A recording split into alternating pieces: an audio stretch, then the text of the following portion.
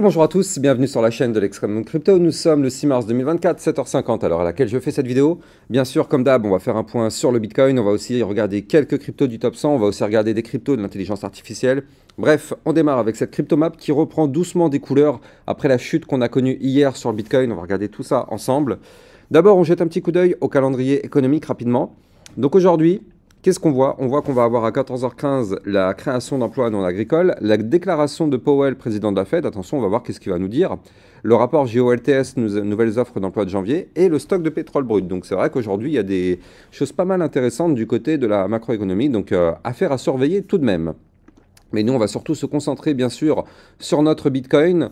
Mais avant d'en parler, je rappelle bien sûr que tout ce que je vais dire dans cette vidéo n'est en aucun cas un conseil financier. Alors, Bitcoin. Hier, je t'en ai parlé, de toute façon, franchement, j'étais au taquet hier pour toi. Je t'ai mis sur Twitter, eh bien, effectivement, que déjà, on était à deux doigts de breaker l'ATH. Je t'ai fait 4 vidéos hier, pas une, non, pas 2, pas 3, non, 4 vidéos pour vraiment t'expliquer tout au long de la journée ce qui se passait du côté du Bitcoin. Parce que franchement, hier, c'était les montagnes russes, donc ça méritait vraiment des explications et ça méritait vraiment d'être là avec toi pour vraiment t'aider dans ta compréhension. Et donc là, hier, on a eu un Bitcoin qui est monté, il nous a fait un nouveau sommet. Regardez, on a fait une nouvelle touchette à 69 328 $. Donc là, c'est devenu maintenant le tout dernier plus haut historique jamais fait sur le Bitcoin. Alors là, on a failli breaker l'ATH, on a fait une toute petite mèche juste au-dessus. Maintenant, ça je te l'avais dit, hein, l'ATH, ça va être la muraille de Chine. Ça va être le niveau clé très difficile à breaker. Ça va être un monstre de résistance. Et d'ailleurs, tu le vois, hein, ici, on est venu toucher l'ATH une première fois. Boum, qu'est-ce qui s'est passé? Comme tu as pu le voir, hein, on a eu un rejet massif. Surtout que hier, on a clôturé ici la journée à 63 796. Mais en réalité, hier, on est quand même descendu à 59 224 $. C'est-à-dire qu'hier, suite au rejet par la résistance, on a fait quand même une chute sur le Bitcoin de moins 14,54% en l'espace de quelques heures. Je ne sais pas si tu te rends compte, moins 14% sur le Bitcoin. Mais bon, au final, on a clôturé ici. Donc ce qui est bien, c'est que déjà, on n'a pas fait une bougie de ravalement baissière, c'est-à-dire qu'on n'a pas clôturé sous la dernière bougie verte. Deuxièmement, on n'a pas clôturé sous le support des 63 224. Donc au final, c'est très bien ce qu'on a fait. C'est juste un simple retracement tout à fait logique. Je vais rentrer dans le détail, mais il faut bien que tu gardes en tête que quand on va être en vrai bull run, en fait, ce genre de dump, on va le connaître très régulièrement. Il y a encore beaucoup de personnes qui pensent qu'en bull run, on va que dans un seul sens. Mais là, ce type de chute qu'on a là, en bull run, on en aura et on en aura des beaucoup plus puissantes. Je ne sais pas si tu as déjà vécu le bull run, un bull run dans ta vie, mais moi, j'ai vécu le dernier. Et en fait, il s'est passé des fois des moins 20, moins 30% en plein bull run. Donc, il faut vraiment garder ça en tête. Quand on va être en bull run, il va y avoir forcément des chutes comme ce qu'on a vu là actuellement. C'est pas pour autant que c'est la fin du monde. C'est juste qu'il faut vraiment s'y préparer mentalement. Alors, bien sûr, moi, je serai là à tes côtés justement pour t'expliquer tout le temps dès qu'il se passe quelque chose. Et je te ferai aussi une vidéo justement pour bien préparer ton bull run et bien choisir quand rentrer, quand sortir et de ne pas faire n'importe quoi. Donc cette vidéo-là, je suis en train de la préparer, ça prend pas mal de temps. Ça prend pas mal de temps parce que j'ai aussi un petit projet depuis maintenant plusieurs mois que j'avais déjà pas mal commencé. Il est très bien démarré, mais j'ai pas encore terminé. C'est qu'en fait, j'étais en train de préparer une sorte de livret de formation en fait, en plus de mes vidéos gratuites. Donc ça, bon, ça prend beaucoup de temps, mais je l'ai bientôt abouti. En fait, je l'avais commencé cet été pour te dire. Mais bon, bref, tout ça pour dire que là, il va y avoir des chutes comme ça en plein bull run. Donc, il faudra vraiment être préparé à ce type de scénario. Bref, nous, ce qui nous intéresse, c'est que hier, tu le vois, ici, je me mets en vue 4 heures. Donc, on revoit beaucoup mieux ce qui s'est passé avec cette vue 4 heures. On est venu toucher une première fois la TH ici. Tac. Rejet, bien sûr. On est venu chercher le niveau de support qui était ici, au 66 956. Tu le vois ici, on a breaké le support. On a fait une tentative de sortie pour revenir de nouveau chercher la TH. On a fait une toute petite pointe au-dessus, mais au final, on n'a pas breaké. Donc, deuxième rejet. Donc, premier rejet, retentative, terminé. on se fait rejeter par les deux, boum, on perd notre support clé des 66 956, donc ce trait jaune qui est là, boum, tu l'as compris, ça amorce le mouvement baissier. Dans ce mouvement baissier, effectivement, on est venu chercher des niveaux de support, notamment ici, les 65 535, tu le vois avec cette mèche qui est là. On est venu chercher le support suivant des 63 264. Je t'avais dit que ce support-là, c'était un support clé, et il y avait de très fortes chances qu'on rebondisse dessus. Et au final, quand tu regardes en vue jour, on a clôturé où? On a clôturé au-dessus des 63 264. Donc le niveau clé que je t'avais donné hier pour le bottom de la chute était plutôt pas mal trouvé. Parce qu'effectivement, je t'avais dit qu'ici, ça allait être une belle zone de support. Alors, on est retombé un tout petit peu plus, mais derrière, au final, on a clôturé la journée au-dessus. Donc, ça, c'est oublié. On a clôturé la journée au-dessus du support des 63 264. Donc, ça, c'est très, très bien. Donc là, comme je t'avais dit hier, maintenant, du côté du Bitcoin, si on ne perd pas ce support, eh bien, ça nous formerait un scénario parfait. D'ailleurs, un scénario parfait, je rappelle que c'était le titre de ma vidéo sur YouTube hier. Regarde ça. Ça, c'était la vidéo que je t'ai faite hier aux alentours des 18 h. Bitcoin, le scénario parfait. Parce que justement, c'est dans cette vidéo que je t'avais expliqué qu'on pouvait rebondir justement sur cette zone de support et former la petite anse qui potentiellement nous permettrait cette fois-ci de breaker cet ATH. Parce que comme tu le sais, on ne break jamais un ATH. Déjà une résistance, on ne la break jamais en one shot, mais encore plus un ATH. Donc là, le rejet, on chute, on fait la petite anse pour revenir avec plus de force et peut-être que cette fois-ci, on va breaker. Donc là, c'est pour ça que c'est le scénario parfait, parce que là, on est en train de former le début de cette petite anse. On est en train déjà potentiellement de repasser au-dessus de la résistance des 65 535. Attention, ce n'est pas encore validé, la bougie est toujours en cours. Elle se clôture dans 1 heure et 1 minute. Ce qu'il faudrait, c'est qu'on arrive à clôturer en vue 4 heures au-dessus des 66 956 ici. Et si on fait ça, effectivement, on pourrait pourquoi pas retenter de breaker la résistance et cette fois-ci péter to the moon. Maintenant, il faut quand même se dire que là, ces derniers temps, les gens étaient beaucoup trop bullish sur le Bitcoin. Et ça, c'est vu au niveau du Crypto Fear and Greed. Hein. Tu le sais, au niveau du Crypto Fear and Greed, on était quand même hier à 90. Donc hier, on était dans une euphorie complète. On était dans une cupidité complète. Je faisais des sondages anodins, mais en fait, c'est des sondages qui, moi, me permettaient de prendre l'attention. Je vous demandais régulièrement qu'est-ce que vous pensez, blablabla. Et en fait, vous étiez extrêmement bullish. Je demandais à quel moment vous vouliez prendre vos profits. En fait, quasiment la plupart d'entre vous, c'était jamais, on attend le bull run. Mais en réalité, je ne sais pas à quel niveau vous êtes rentré, mais si vous êtes déjà en x3, c'est déjà quand même pas mal pour récupérer une partie de profit. Il faut se poser la bonne question. On est là pour se faire de l'argent. Et ça se trouve, peut-être qu'on aura un bull run. Oui, il y a de fortes chances. Mais qui nous dit qu'il va vraiment arriver? Ça se trouve, on l'aura pas ce bull run. Et donc du coup, au final, ça se trouve, imaginez que ça, c'était le top du bull run, on n'en sait rien, hein. Mais imaginez que c'était le top. Vous êtes en x3 actuellement, donc ça veut dire que vous avez des gros profits. Imaginez qu'ici c'était le top, et bien du coup ça veut dire quoi? Ça veut dire que là, les profits que vous avez, potentiellement, si c'était le top, ils seront perdus un jour ou l'autre. C'est dommage d'avoir un x3 et de ne rien avoir récupéré. Bien sûr, je suis comme vous, je pense vraiment qu'il y aura un bull run et qu'il sera quand même assez explosif, mais il faut vraiment se poser la bonne question. C'est à quel moment que vous allez récupérer des profits? Vous attendez un x3, un x5, un x10 sur le Bitcoin? Eh bien, peu importe, qu'est-ce que vous attendez? Mais à un moment donné, il faut prendre ses profits.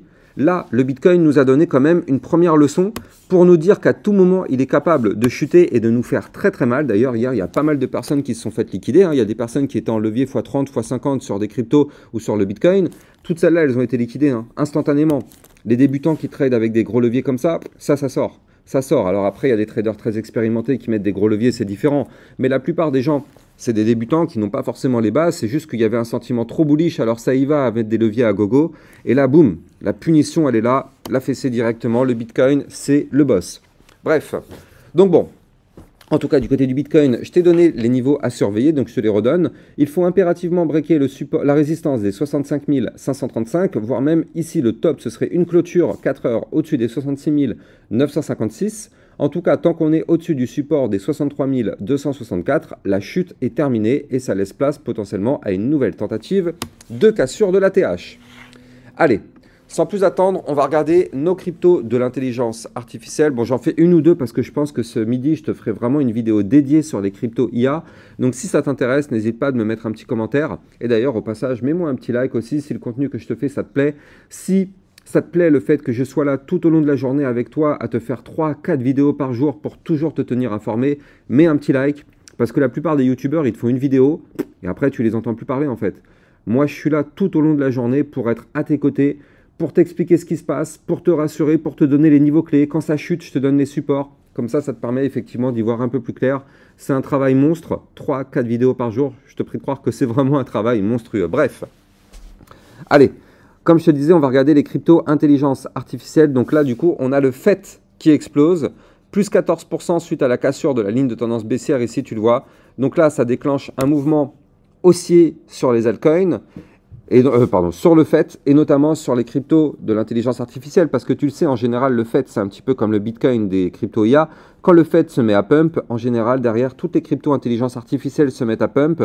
Donc, justement, c'est pour ça que ce midi, je te propose une vidéo concernant les cryptos intelligence artificielle pour voir effectivement s'il y a des points d'entrée, ce qui s'est passé, est-ce que ça va pump. On va regarder tout ça en détail ce midi. Donc là, je ne reste pas plus sur ces cryptos-là. Je te donne rendez-vous aux alentours de 12h30, 13h pour ma vidéo crypto intelligence artificielle.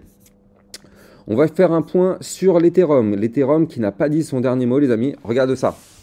On a un Ethereum, oui, bien sûr. De toute façon, à l'image du Bitcoin, hier, regardez ça. Je vais prendre juste 3-4 cryptos au hasard. Ethereum, regardez cette bougie rouge qui est là. Solana, pareil.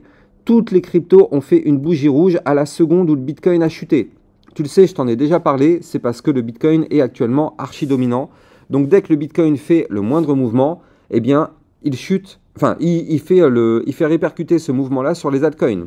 Justement, hier soir, dans ma vidéo de 18h, je te parlais de la dominance du Bitcoin. Je t'avais expliqué en long, en large et en travers le fonctionnement. Donc, n'hésite pas d'aller regarder ma vidéo d'hier soir, 18h. Comme ça, justement, tu vas comprendre ce mécanisme de la dominance. Bref, du côté de l'Ethereum, hier, on avait fait une pointe ici, quand même, il faut le souligner, à 3828 $. C'est-à-dire qu'hier, on avait breaké notre résistance des 3767 et on avait pris la direction des 3895 jusqu'à ce que le Bitcoin se mette à chuter. Et tu le sais, quand le Bitcoin se met à chuter, tout le marché crypto chute avec lui. Donc là, l'Ethereum, bougie monstrueuse, hein, regardez ça, on va juste regarder combien ça a fait dans la chute. Moins 16,19% dans sa chute avec le Bitcoin, mais regardez ça. Il a rebondi ici sur le niveau de support des 3340, on est même cherché plus bas, on a été chercher les 3200 hein, quand même, il faut le souligner. Mais au final, on a rebondi sur les 3340, on a regagné rapidement les 3407 et les 3520, et là, regarde ça, on est de nouveau à l'attaque de la résistance des 3767, c'est-à-dire que là, dès le lendemain, malgré la grosse chute qu'on a connue, dès le lendemain, on est revenu quasiment sur les mêmes niveaux qu'on avait hier. C'est juste fou. On a eu une chute de moins 16%, l'Ethereum, il s'en tape. Hein. Il s'en tape, il revient instantanément chercher les mêmes niveaux qu'hier. Regarde ça, on est quasiment comme hier. Donc là, si la force est toujours là du côté de l'Ethereum et qu'on break les 3767, eh bien il prendrait relativement rapidement la direction des 3895, voire même les fameux 4000 $ en passant par les 4163 $. Donc là, Ethereum, crypto en feu, tu l'as compris, à surveiller de très très près. Solana, c'est dommage, il était très bien parti hier, mais au final, regarde ça. Il a fait une mèche ici aux 143 $. En plus, hier, je t'avais dit, hein, le Solana pouvait exploser et ça a été ce qu'il a fait. Mais bref, le Bitcoin a chuté, le Solana a chuté. Regardez techniquement comment c'est propre. Hein. Le Solana, si on prend la chute, hier, elle était très violente. Il a fait quand même une chute, avec la chute du Bitcoin, de moins 27%. Il est revenu chercher ici son haut de range. Tu le vois ici, cette boîte violette. Ça, c'était le haut de range qu'on avait breaké, qui avait lancé le dernier mouvement haussier. On est revenu le retester, donc c'est ce qu'on appelle un pullback. Un peu violent, certes, mais c'est un pullback. Et donc là, on a rebondi parfaitement sur ce niveau, bim, tout a été racheté, et au final, regarde sur le Solana, on revient tenter de breaker le dernier point haut à 133,581. Si on break ce niveau, on va chercher les 135. Si on break ce niveau, tu l'as compris, on pourrait pump et aller chercher les 143, voire même les 148 ou encore les 153 $. Je rappelle que les 153 $, c'était la target de ta séance qu'on a là sous les yeux. Je te la redonne ici, tac, ta séance. Et la target, ah non, c'était les 150,356. Donc ça, ce sera un niveau clé qu'on pourra, pourquoi pas, aller chercher. Allez, on va faire un petit point aussi sur la crypto. Je voulais t'en parler, la crypto AVAX. Alors, l'AVAX, moi, je dirais peut-être de faire attention. Parce que pour l'instant, oui, on est en vue jour. Donc, on est toujours haussier, tu le vois. On fait des points hauts de plus en plus hauts, ici. Par contre, attention, on est en train de former un premier top, deuxième top. Donc là, il n'est pas validé. Hein. Pour ça, il faut qu'on break par le bas les 35,955. Donc on n'y est pas encore.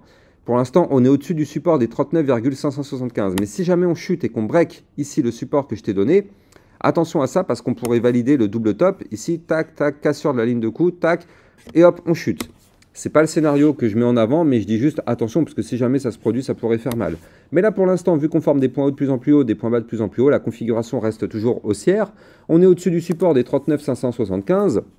Donc là, tant que le Bitcoin remonte et que le Bitcoin ne chute pas, on reprend la direction des 41,97, voire même aller chercher ici le dernier point haut au 44,640 ou pourquoi pas les 48,265. Donc ça, c'est ce qui pourrait nous attendre sur la VAX.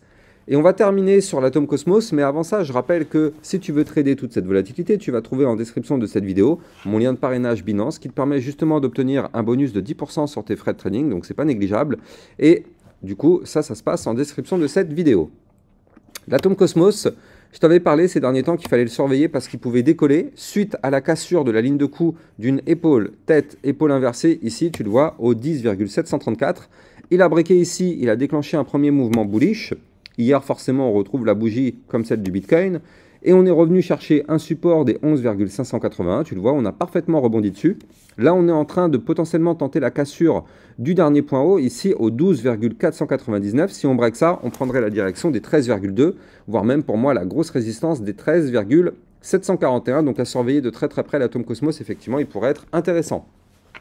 Quant à moi, n'oublie pas, je te rappelle que ce midi, je te fais une vidéo concernant les crypto-monnaies de l'intelligence artificielle. Donc si tu es intéressé par ce narratif, ça va se passer sur ma chaîne YouTube ce midi. J'ai plus qu'à te souhaiter une excellente journée. Je te dis à plus tard pour une prochaine vidéo. Ciao, ciao!